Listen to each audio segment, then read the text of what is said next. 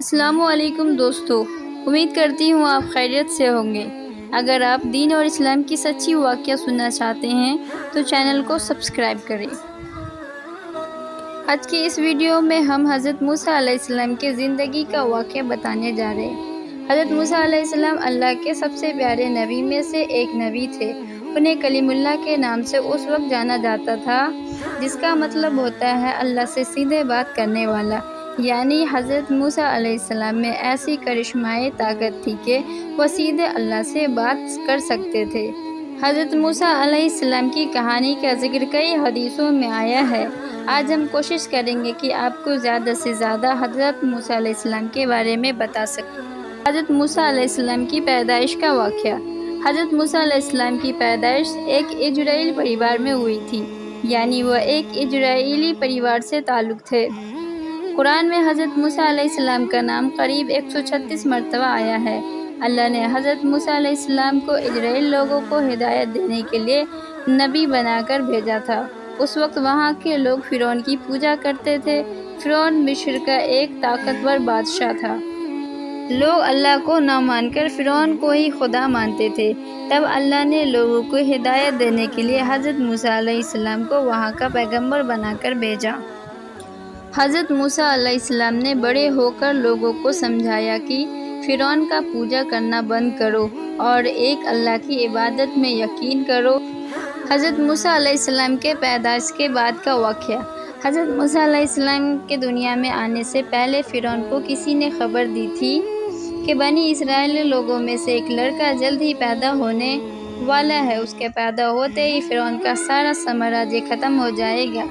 یہ بات سن کر فرعون گھبرا گئے اور اس نے اپنی سینا کو آدیش دیا کہ ہر بنی اسرائیل کے گھروں کی تلاشی کرو اور جہاں بچہ دکھا رہا ہے اسے مار ڈالو۔ فرعون صرف بیٹے کو مارنا چاہتا تھا، بیٹیاں ہونے پر وہ انہیں چھوڑ دیتا تھا۔ فرعون کا آدیش ملتے ہی سپاہی بنی اسرائیل کے گھروں کی تلاشی میں نکل گئے اور ایک ایک کر کے ان کے بچوں کا قتل کرنا شروع کر دیا۔ جب حضرت موسیٰ علیہ السلام کی ماں کو اس بات کی خبر لگی تب وہ بھی ڈر گئی۔ تب اللہ سے ایک پیغام ان کو آیا کہ تو اسے ایک ٹوکری میں رکھ کر نیل ندی میں چھوڑ دے، اس بچے کو کچھ نہیں ہوگا۔ اللہ کے حکم کے مطابق انہوں نے آپ یعنی حضرت موسیٰ علیہ السلام کو ایک ٹوکری میں گھر کے پیچھے نیل ندی میں رکھ دیا۔ ندی میں رکھتے ہی ٹوکری بھی بہنے لگی۔ ٹوکری ندی میں بہہ کر فرعون کے محل تک پہنچ گئی۔ ٹوکری کو دیکھتے ہی فرعون کے سپاہی نے حضرت موسیٰ علیہ السلام کو ٹوکری سے نکالا اور فرعون کے پاس لے گئے۔ محل پہنچتے ہی فرعون کی بیوی نے آپ یعنی حضرت موسیٰ علیہ السلام کو پہچان لیا اور کہا کہ یہ بنی اسرائیل کے گھر کا بیٹا ہے جسے ہمیں خطرہ ہے۔